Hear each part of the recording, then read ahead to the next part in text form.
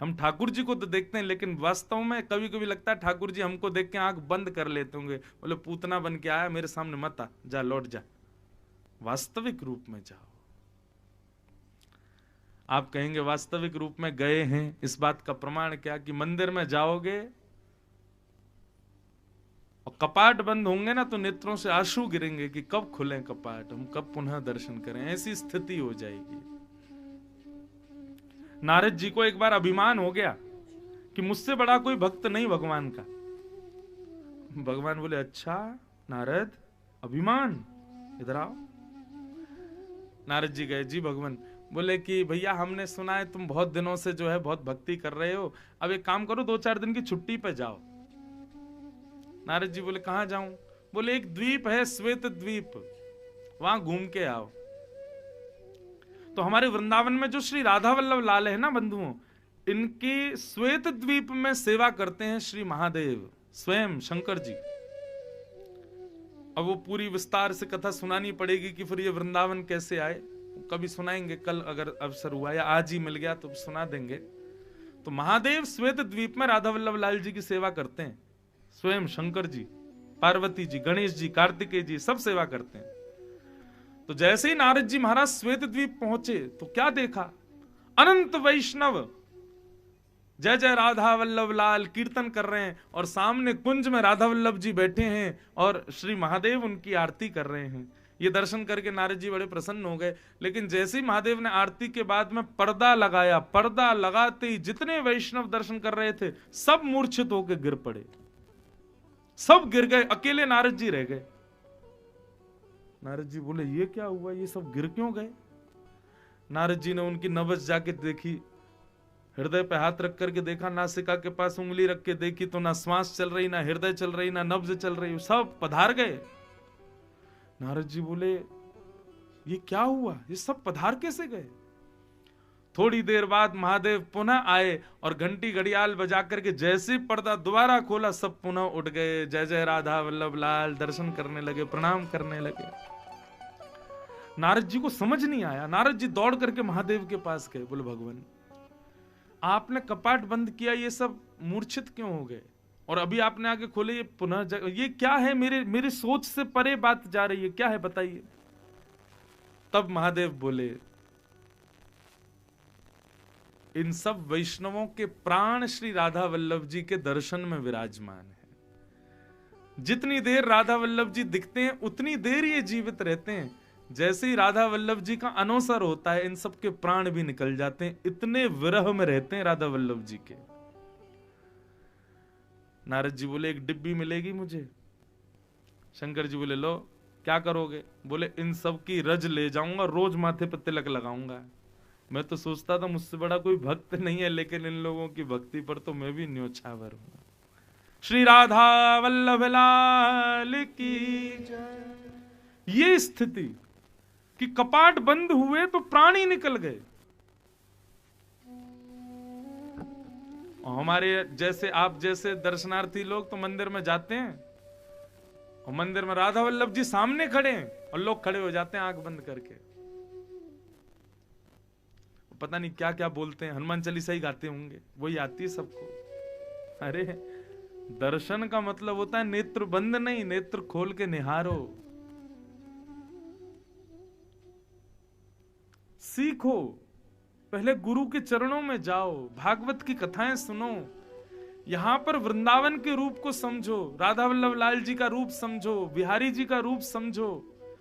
इन सब बातों को समझ करके जब उसका अवलोकन करोगे ना तब वास्तविकता पता चलेगी।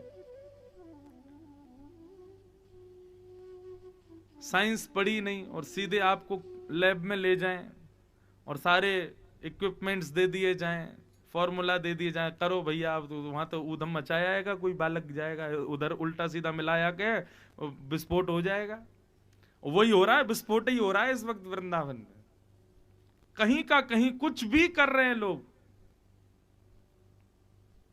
जानो समझो पहचानो, तब जाने बिन न होत परतीति, बिन परतीत होत नहीं प्रीति। तो भैया पूतना बन के मत जाओ ठाकुर जी के आगे, सूरदास बन के जाओ, भले ही तुम ना देख पाओ लेकिन वो तुमको देख ले। पूतना देख सकती है, लेकिन ठाकुर जी ने उसको नहीं देखा। हमारे पूज्य पिताजी महाराज तीसरा कारण बताते हैं ठाकुर जी ने नेत्रबंद क्यों किए। बोले ठाकुर जी ने नेत्रबंद करके महादेव को याद किया। बोले बाबा, शंकर जी बोले बताओ भगवान क्या कह रहे हो। बोले ये हमने दूध तो अभी अच्छे से पिया नहीं, मौसी जी जहर पिलाने आ गई हमको, तो क्या करें। बोले आप हमारे हृदय में आकर के बैठ जाओ, और जब हम इनका पयोधर पिएंगे ना तो विष विष आप पी लेना, आप नीलकंठ हो, आपको पीने का अधिकार है, और दूध दूध हम पीते चले जाएंगे। तो मानो गोपाल जी के हृदय में आकर के शंकर जी को विराजमान करने के लिए आवाहन कर रहे हैं ठाकुर जी, हे भोलेनाथ पधारो, मेरे हृदय में विराज जाओ, इनका विष विष आप पीना और दूध दूध हम ग्रहण कर लेंगे। ऐसा भाव पूज्य पिताजी बताते हैं। और महादेव ठाकुर जी के कंठ में आकर के विराजमान हो गए। फिर ठाकुर जी ने पूतना के पयोधर का पान किया। पहले तो विष पिया, फिर दूध पिया, फिर पुण्यों को पिया, फिर पापों को पिया, और अंत में प्राण समम रोष समन वितो पिबत। जैसे प्राण पीने प्रारंभ किए पूतना के, सामुंच मुंचाल मित प्रभाषिणी,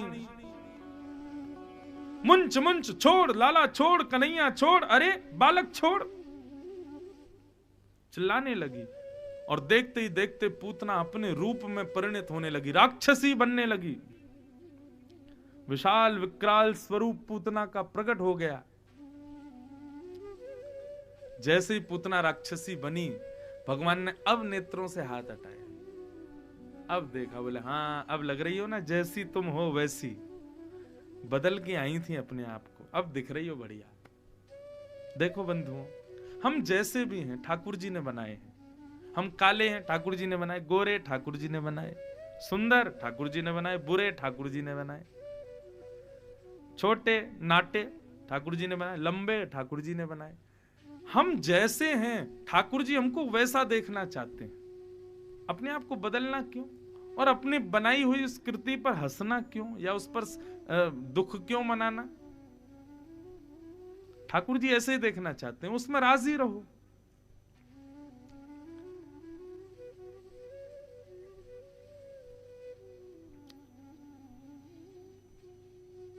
पूतना का जब वास्तविक रूप प्रकट हुआ,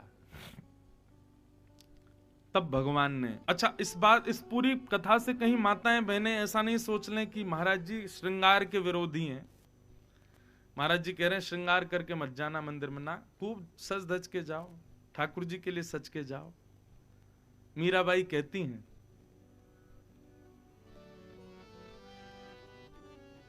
बहुत सुंदर पद है, जिन भेषा मारो सावरो रीझे, जिन भेषा मारो सावरो रीझे। पूतना को बाद में मारेंगे, पहले गाल होने हैं। पूतना से कहेंगे वेट करो ने, कभी तुम्हारी मृत्यु रुको, हमको कैसे बन के जाना है मंदिर में। जिन भेषा मारो सावरो रीझे, जिन भेषा मारो सावरो रीझे, जिन भेषा राधा रमण जुरीझे, जिन भेषा राधा रमण जुरीझे, जिन भेषा प्यारो गिरधर रीझे, जिन भेषा प्यारो गिरधर रीझे। मैं तो सोही भेष धरूंगी, ओ मैं तो सोही भेष धरूंगी, हाँ मैं तो सोही भेष धरूंगी, हो मैं तो सोही भेष धरूंगी। अरे हो मैं बैरागन हूंगी, ओ हूंगी मैं बैरागन, हाँ हूंगी हूंगी मैं बैरागन, हूंगी हूंगी मैं बैरागन।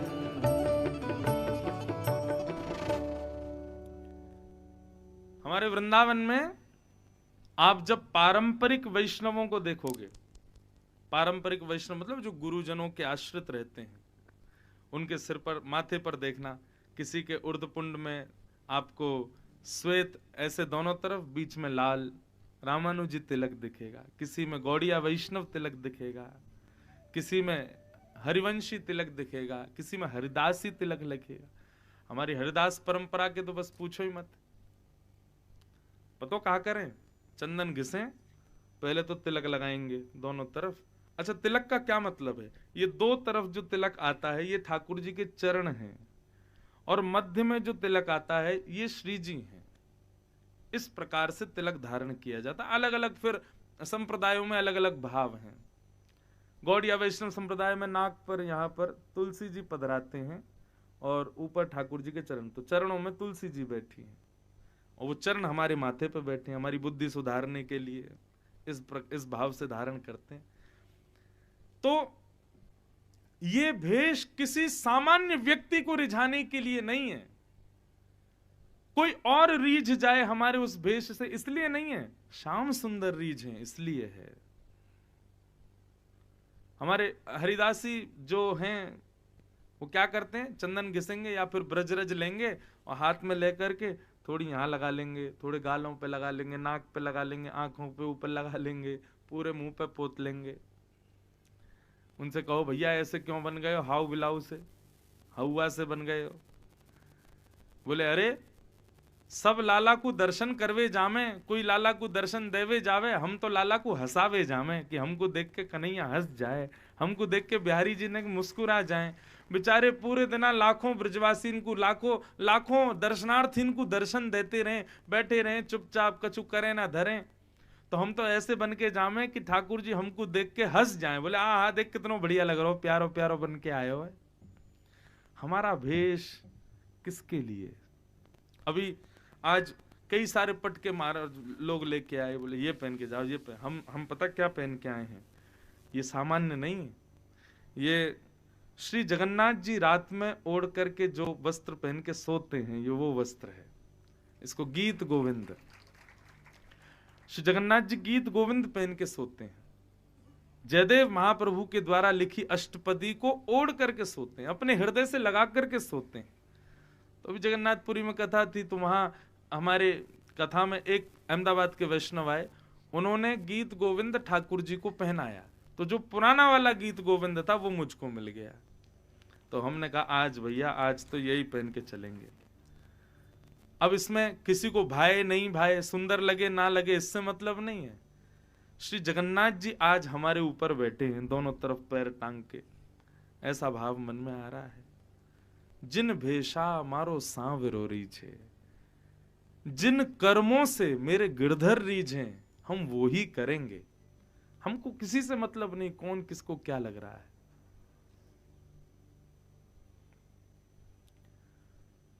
तो पूतना बेचारी पॉज पे है, पुनः प्ले करते हैं।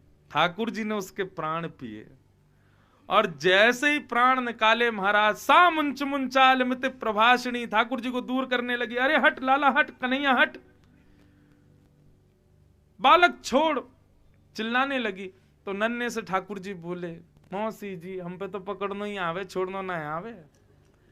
6 दिन का बालक बोलता है, ये देखते ही पूतना के प्राण निकल गए और विशाल विकराल शरीर पूतना का नंद भवन के पीछे जाकर के गिरा।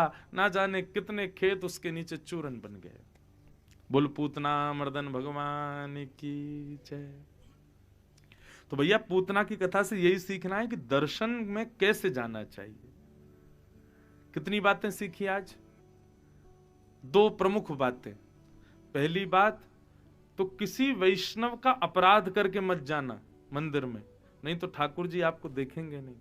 इस वक्त आप मानो मत मानो, यहां बैठे सब लोग ये आपके रिश्तेदार नातेदार कोई नहीं है, ये सब वैष्णव हैं क्योंकि कथा सुन रहे हैं। किसी को भी बुरा ना लगे, कुछ कहना ही नहीं है ऐसा। और जब तक वृंदावन में हो तब तक तो बिल्कुल ही मत कहो। सबका सम्मान करो, सबको प्रेम करो, सबका आदर करो, सब वैष्णव हैं। किसी को भी हमारी बात से कोई ठेस ना पहुंचे। ठाकुर जी को बुरा लगता है, उसको लगे ना लगे। भगवान ने हिरण्यकश्यप का जो वध किया था ना, कल हम कथा सुन रहे थे प्रहलाद चरित्र में, तो ब्रह्मा जी ने भगवान से पूछा, बोले प्रभु एक बात बताओ, ये हिरण्यकश्यप का अत्याचार तो बहुत दिनों से था, लेकिन आपने अभी क्यों मारा? तब बंधुओं कितनी अच्छी बात, भगवान कहते हैं, बोले हिरण्यकश्यप प्रहलाद के ऊपर आक्रमण दूसरों से करवाता था, खुद नहीं करता था। क्योंकि एक तरफ से उसके मन में यह भाव था ना, मेरा पुत्र है, मैं इंतजार कर रहा था ये एक बार मेरे वैष्णव का अपराध करे, एक बार ये कुछ कहे उसको आके, फिर नहीं छोड़ूंगा इसको मैं। और आज जब नगर कीर्तन कर रहे थे प्रहलाद जी और हिरण्यकश्यप ने आकर के धक्का दिया, ठाकुर जी उसी समय तैयारी शुरू कर दी, बोले अब नहीं बचेगा ये मेरे हाथों। प्रहलाद ने ऐसे ही बोल दिया, खम्भ में विद्यमान ठाकुर जी प्रकट हो गए, प्रकट होकर के अपनी गोद में लिटाया, विदीर्ण कर दिया बीच में से। वैष्णव भक्त का अपराध ठाकुर जी को प्रिय नहीं। बाकी सब आप भोग लगाओ, दाल में नमक ज्यादा डाल दो ठाकुर जी कुछ नहीं कहेंगे, मिर्ची ज्यादा डाल दो कुछ नहीं कहेंगे, जली हुई रोटी दे दो कुछ नहीं कहेंगे, 4-4 दिन नवाओ मत कुछ नहीं कहेंगे। लेकिन किसी भक्त का अपराध करोगे तो ठाकुर जी सहेंगे नहीं। फिर हमारे वृंदावन में आज भी रीति है, यदि ब्रजवासियों के साथ कुछ अनुचित होने लगता है ना, तो ब्रजवासी संतों को भोजन पवाते हैं, ब्राह्मणों को बुलाते हैं, उनको प्रणाम करते हैं, क्षमा मांगते हैं। क्यों? जरूर हमसे कोई वैष्णव अपराध हुआ, इसीलिए विपरीत स्थिति दिखाई दे रही है।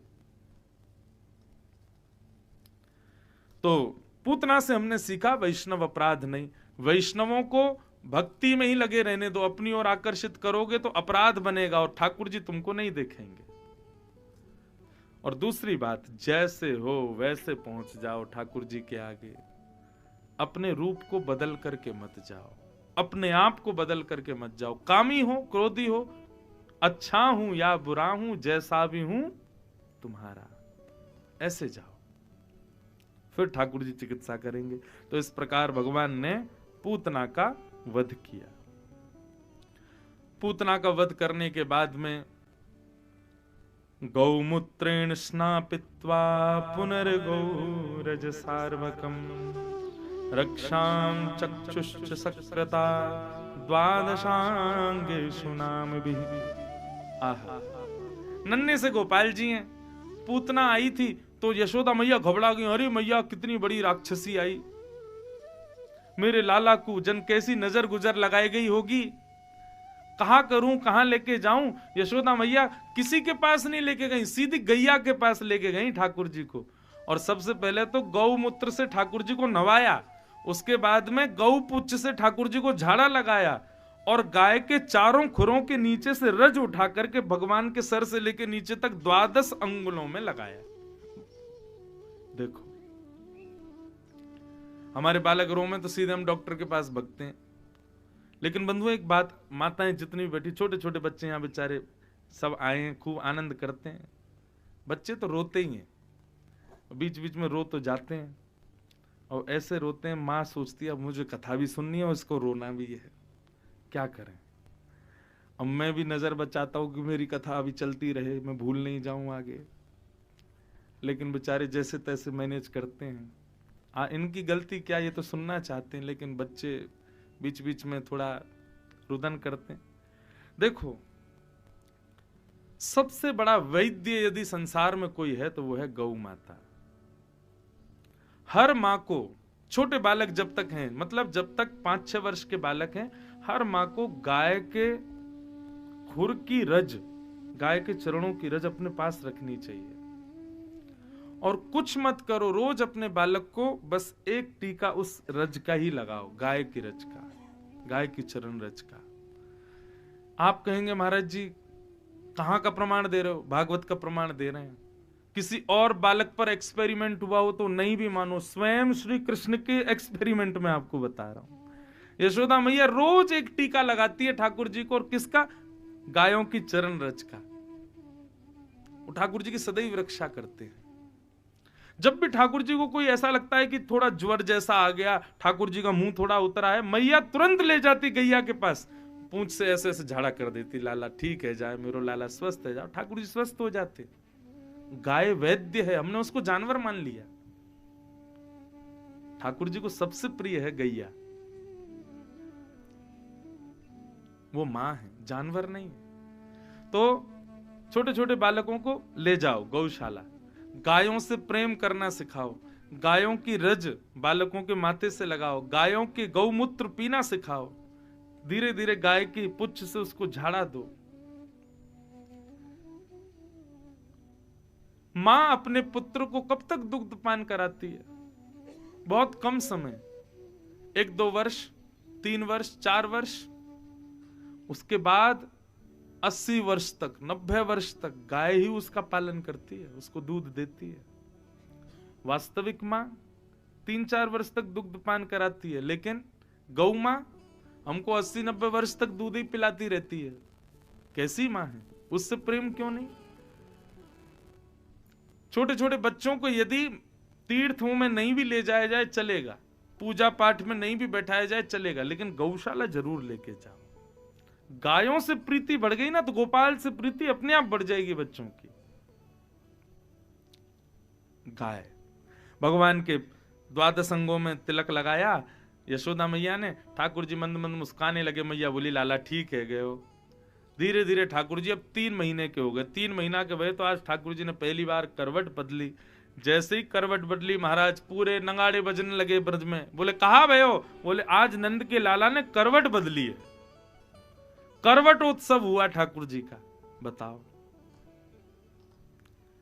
करवट उत्सव में एक सक्टासुर नाम का दैत्य आया, भगवान ने उसका वध कर दिया। कैसे वध किया? नन्हे से ठाकुर जी अब 3 महीना के आगे तो थोड़े गदमदरा से, गदमदरा समझते हैं? हमारे ब्रज भाषा का शब्द है गदमदरा।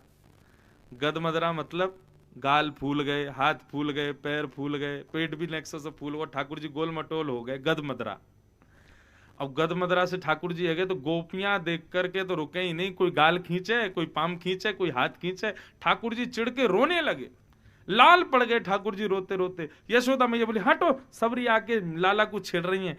गोद में उठाए और दूर एक सकट यानी कि बैलगाड़ी, उस बैलगाड़ी के नीचे पल्लू 2 तरफ बांध दिए तो झूला बन गया। ठाकुर जी को वहां लिटाया, मैया थोड़ी देर झुलाती रही। थोड़ी देर में जैसे ही ठाकुर जी की आंख लगी तो मैया वहां से उठ के चली गई। अब अकेले ठाकुर जी वहां पड़े।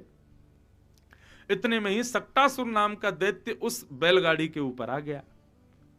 ठाकुर जी ने जैसे ही देखा, ओहो, मामा जी ने पहले तो डॉल भेजी थी, हमने तोड़ ताड़ के बराबर कर दी। अब मामा ने फाइटर प्लेन भेजा है, लो इसको भी ठिकाने लगाते। तुरंत ठाकुर जी ने अपना बाम चरण उठाया और चरण उठा करके इतना लंबा किया, लंबा करके तक करके जैसे ही मारा बैलगाड़ी पलट गई और सक्टासुर का वध। बोलो सक्टासुर मर्दन भगवान की।